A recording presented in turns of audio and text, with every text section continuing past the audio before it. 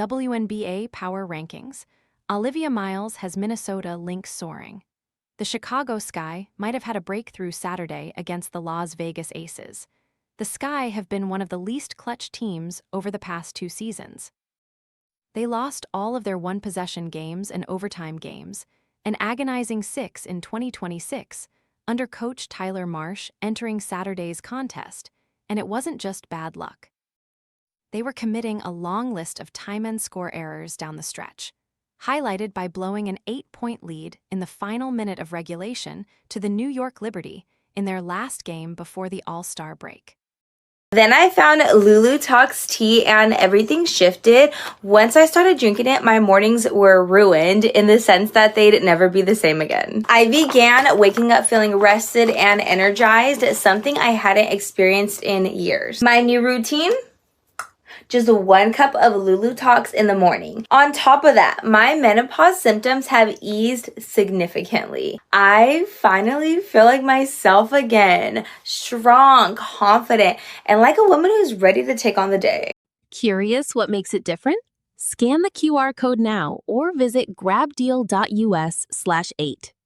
Advertisement with Chicago locked in a possession game against the Aces down the stretch. There was a feeling of déjà vu even though the Sky battled back from a 10-point fourth-quarter deficit. When Camila Cardoso blew the coverage on a late-game dribble handoff, conceding an open lane for a Ja Wilson to drive to her strong hand and take a 2-point lead, there must have been a sinking feeling in Wintrust Arena. Marsh drew up a set for Sydney Taylor to get a 3-pointer for the win, a play design he picked up during his time in Las Vegas. The rookie missed a potential game winner against New York in June. She was almost in tears after the game and was consoled by Dwyane Wade and Gabrielle Union despite her 11 fourth-quarter points that kept the Sky alive. Chicago had faith to go back to her with the game on the line, and she drilled the 3-pointer just before the buzzer, giving the Sky the improbable win. It was their first one-possession win of the year and Marsh's first win over coach Becky Hammon since leaving the Aces. It also cemented Taylor's 5th 25-plus point game of the season. All other undrafted rookies in WNBA history have combined for 5 total. For all that hasn't gone Chicago's way in 2026, finding Taylor and giving her an opportunity is one of the best moves any front office has made this offseason. To have that moment to break an ignominious clutch streak is something to build off. Trending up Minnesota, the Lynx just became the 22nd team in WNBA history to win at least 10 games in a row. The first victory of the streak made Cheryl Reeve the league's winningest coach, and she is putting even more distance between her and her prospective challengers. Minnesota still hasn't completely solved its defensive issues, ranking 9th in the league in defensive rating during this stretch. But the Lynx are still stacking up wins and are now 4 games up on the Aces for the no.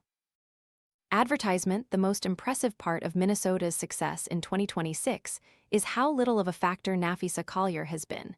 But she's back now and slowly rediscovering her form as a back-to-back MVP runner-up. In her first game of the season, Collier seemingly had a one-track mind on offense and was shooting every time the ball touched her hands. Sunday against Indiana, she had 7 assists to 0 turnovers.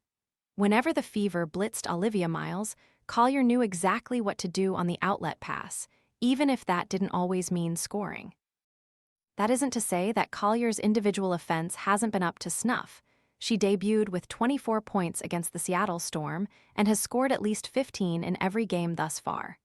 Against Indiana, she was hitting her trademark fadeaway and looked smooth from long range, where she is shooting 43.8% this season. Clutch. Pick Twitter.com/LLC-NIMXNPE Minnesota Lynx. At Minnesota Lynx, August 2, 2026, there has been a minimal adjustment period with Collier and Natasha Howard, who was the primary frontcourt scoring option in her absence. The two have an easy chemistry, never getting in each other's space on the offensive end, and Collier's perimeter versatility on defense allows Howard to stay closer to the basket. They have the best 2-player plus-minus, plus 14 per game, of any Lynx combo involving Collier thus far.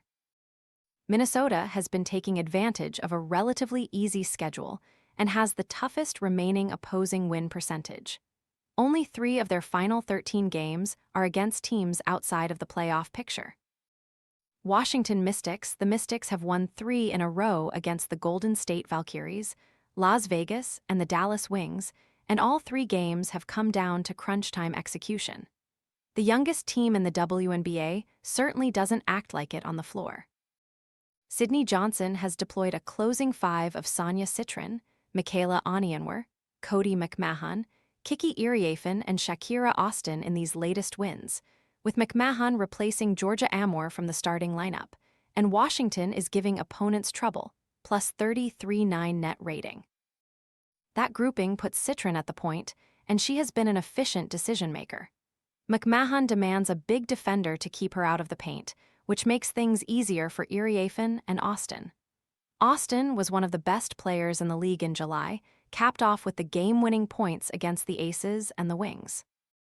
Advertisement. That lineup is also enormous without compromising spacing, and the Mystics can switch well 1 to 5 to throw different looks at their opponents.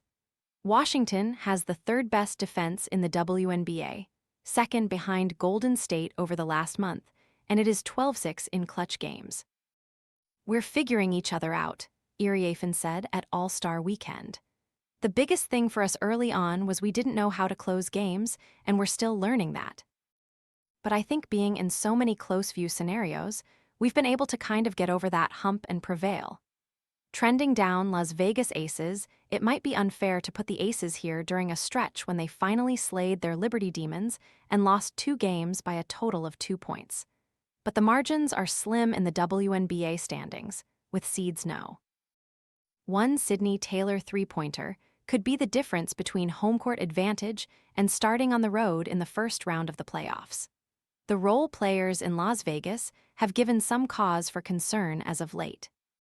Stephanie Talbot is shooting 24% from 3-point range and somehow had a negative plus-minus during these last 2 weeks despite playing most of her minutes with the starters. Dana Evans can't buy a bucket either, and that has meant an extra reliance on Brianna Turner, who is an offensive liability.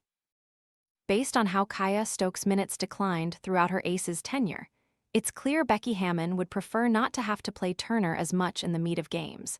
But Las Vegas is still searching for answers when the Big 3 and Jewel Lloyd, who has been a plus-minus darling, need rest. The Aces' romp through the finals obscured how touch-and-go the first 2 rounds of their postseason were, and this year's draw figures to be as precarious. Las Vegas doesn't need a lot of help beyond its stars, as Aja Wilson is perhaps better than ever, but she can't do literally everything. For instance, when an opposing team dials up a game-winning 3-pointer so it doesn't have to attack Wilson in the paint, her teammates have to do a better job of fighting through screens. Rookie of the Week Olivia Miles, Minnesota Lynx usually. I start this section with a reminder this isn't necessarily the best Rookie of the Week, but rather a player who caught my eye.